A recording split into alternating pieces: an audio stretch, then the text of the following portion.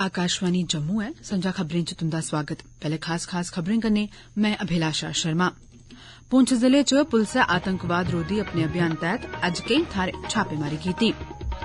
अमरनाथें दी यात्रा दौरान सुरक्षा बंदोबस्तें गी निग्गर बनाने लेई सुरक्षा बल एक्ट दी पैहली बारी चेहरे राएं पन्छान करने आली FRS प्रणाली दा इस्तेमाल करै करदे न।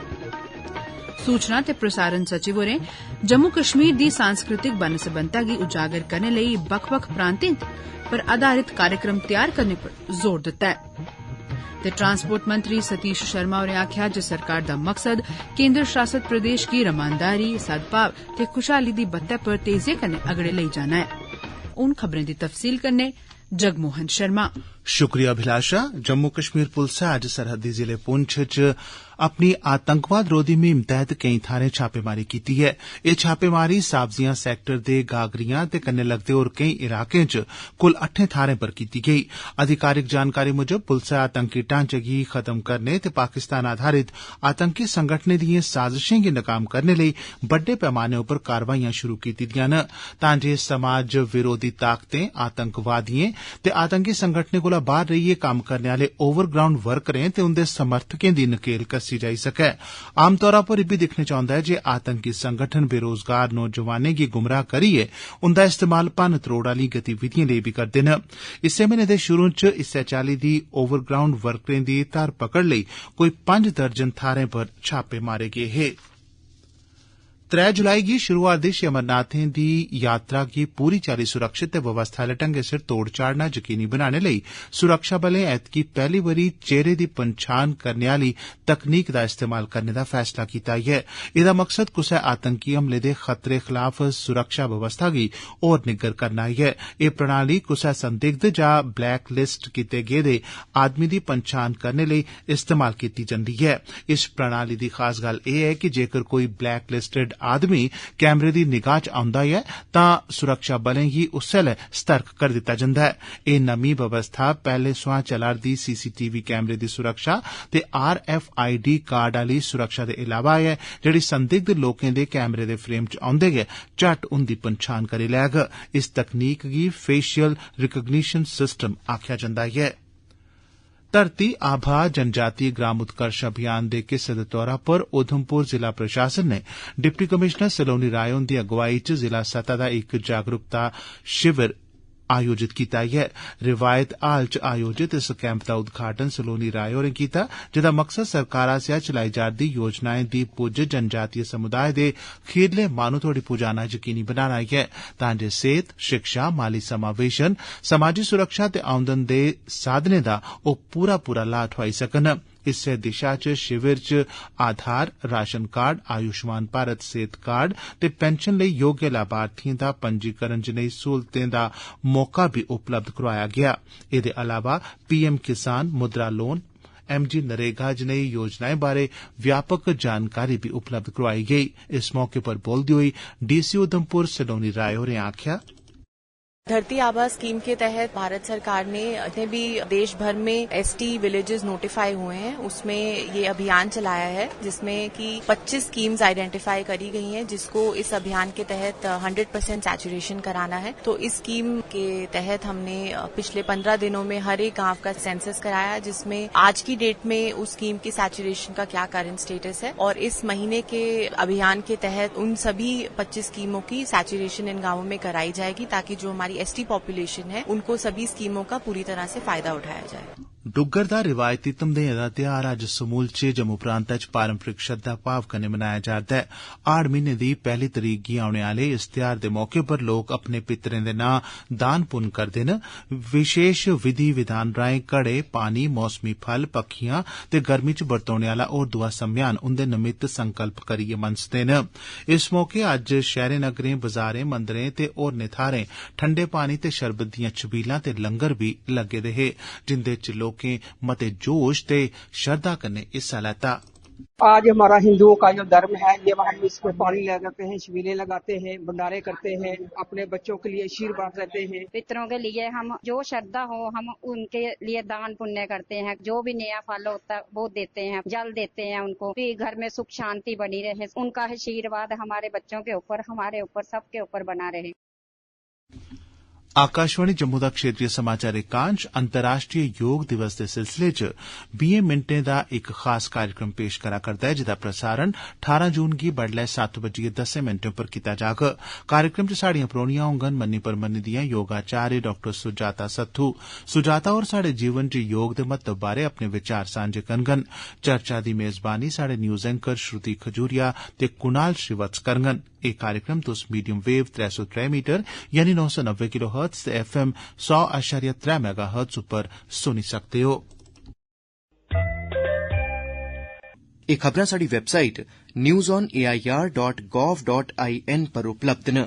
एदे इलावा तुस एह खबरां आकाशवाणी दे मोबाइल एप्लीकेशन ते DTH पर भी सुनी सकदे हो। एह खबरां तुस आकाशवाणी जम्मू पर सुना'रदे हो। बाकी दिएं खबरें कन्नै अभिलाषा शर्मा।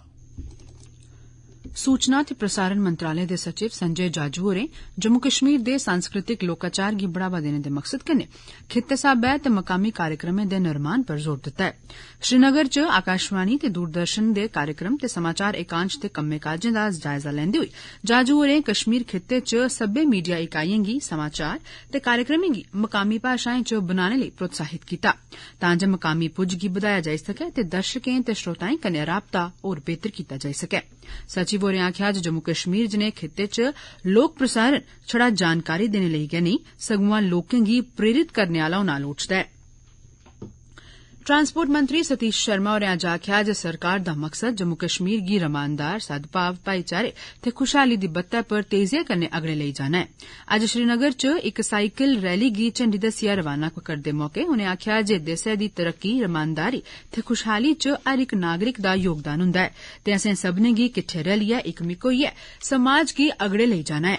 उनें आखेआ जे उमर अब्दुल्ला हुंदी अगुवाई आली सरकारै सदा गै राष्ट्र एकता सद्भाव ते विकास दी भावना कन्नै कम्म कीता है। इस मौके पर बोलदे होई मंत्री सतीश शर्मा होरें आखेआ मुख्यमंत्री उमर अब्दुल्ला साहब की क़यादत में हमारी जो सरकार बनी है, हमारा डे वन से जो मकसद था वो डेवलपमेंट था, ग्रोथ था, प्रॉस्पेरिटी थी, ब्रदरहुड थी। तो मुझे लगता है एक पॉजिटिव नोट पे यहाँ की आवाम को फिटनेस की तरफ वो हमने ले जाना है, ड्रग फ्री सोसाइटी में कंट्रीब्यूट करें, क्योंकि सबसे बड़ा मसला जो है वो ड्रग्स है आज की डेट में हमारे नौजवानों के सामने। तो मुझे लगता है स्पोर्ट्स ही एक ऐसा जरिया है और उसी कड़ी में एक मैसेज देने के लिए इस दुनिया भर के जो यहाँ के हमारे बेस्ट एथलीट्स हैं साइक्लोथॉन का जो एक आज हम आगाज करने जा रहे हैं। समाज च जागरूकता बधाने दे मकसद कन्नै जम्मू नगर निगम नै कला संस्कृति ते भाषाएं सरबंधी अकादमी कन्नै रलियै रघुनाथ बाजार च इक नुक्कड़ नाटक दा आयोजन कीता जेदा नां है ना थप्पड़ से ना गाली से अब समझाएंगे ताली से। स्वच्छ भारत मिशन 2.0 शहरी दे मिशन डायरेक्टर डॉ देवांश यादव हुंदी दिक्खरिख च आयोजित इस पैह्लकदमी दा मकसद लोकें च साफ सफाई गी लेइयै जागरूकता बधाना हा ते उंदे च सकारात्मक बदलाव दी भावना पैदा करना हा। नाटक च बड़ा मजाही अंदाज च कटाक्ष करदे होई साफ सफाई नेईं रखने आली माड़ी आदतें गी भी उजागर कीता गया।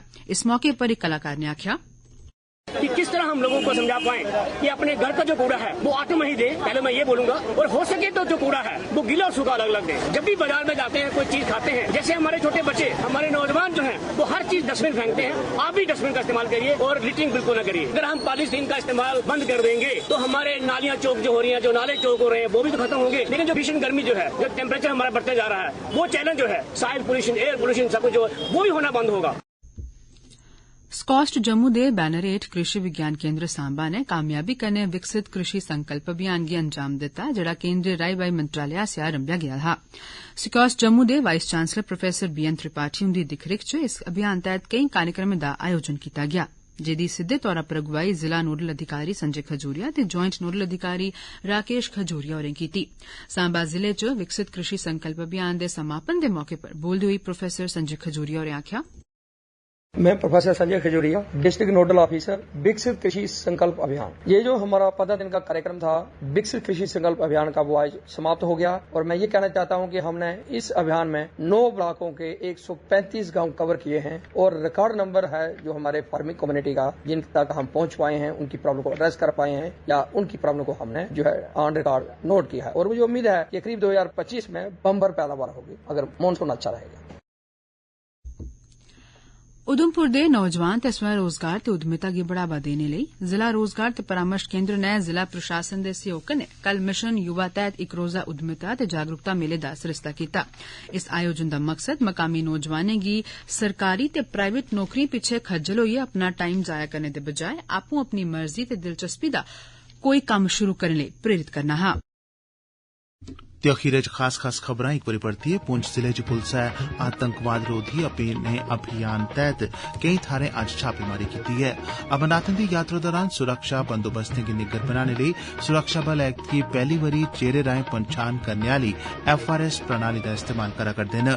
सूचना ते प्रसारण सचिव होरें जम्मू कश्मीर दी सांस्कृतिक बन्न सबन्नता गी उजागर करने लेई बक्ख-बक्ख प्रांतें पर आधारित कार्यक्रम तैयार करने पर जोर दित्ता ऐ ते ट्रांसपोर्ट मंत्री सतीश शर्मा होरें आखेआ जे सरकार दा मकसद केंद्र शासित प्रदेश गी रमानदारी, सद्भाव ते खुशहाली दी बत्तै पर तेजिया कन्नै अगड़े लेई जाना ऐ। एह्दे कन्नै गै खबरें दा एह् बुलेटिन समाप्त होआ।